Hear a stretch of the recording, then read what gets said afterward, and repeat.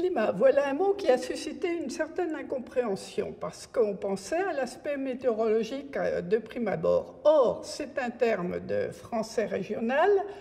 Le climat est une parcelle de terre bien individualisée, dédiée à la vigne. Ça parle à la fois de la terre et des hommes. Alors, en tant que linguiste, évidemment, je vais remonter à l'étymologie.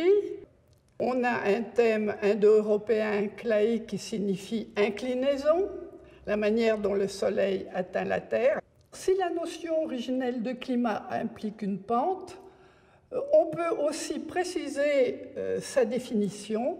On a une parcelle typique, délimitée, donc unité de production, unité de lieu en quelque sorte. On a ici un terme qui est beaucoup plus précis que la notion de terroir, qui est plus générique, ou que la notion de clos, qui est plus élitiste. Et comment cette parcelle est délimitée? Il y a une omniprésence de la pierre. Pourquoi? Parce que ça résulte de l'épierrage du terrain. Et la notion de pierre va se retrouver très fréquemment dans la thématique des lieux-dits.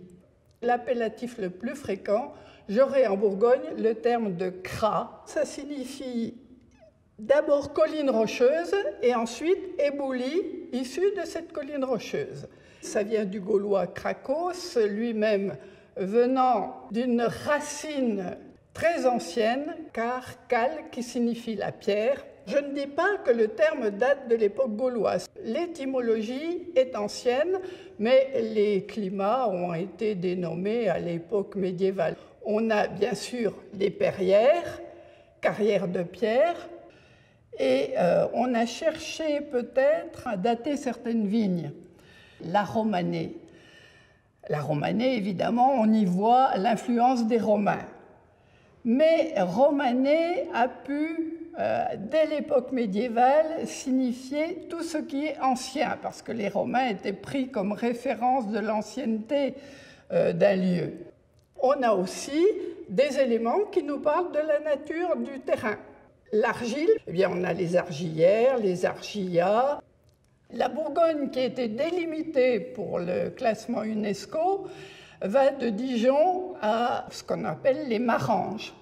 Et Marange est aussi un terme qui nous parle de pierre. La marelle, qu'est-ce que c'est la marelle? C'est un jeu d'enfant, il s'agit de pousser une pierre. On a en quelque sorte un chemin de petits poussets avec des noms de pierres tout au long de la Bourgogne viticole.